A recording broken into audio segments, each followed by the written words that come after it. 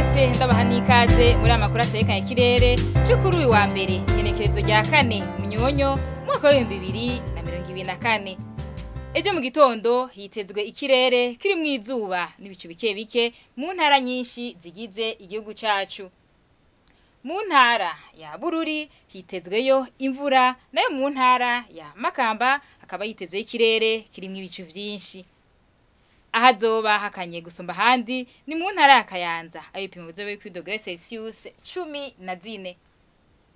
Ku Muhigamo naho hitezwe imvura ivanze n'imituragaro mu ntara nyinshi zigize igihugu cacu. Mu ntara za Gitega, Ruyigi, Karusi na Cankuzo hitezweyo ikirere kirimwo ibicu vyinshi, nayo mu ntara za Muyinga na Kirundo hakaba hitezwe ikirere kirimwo izuba n'ibicu bike bike.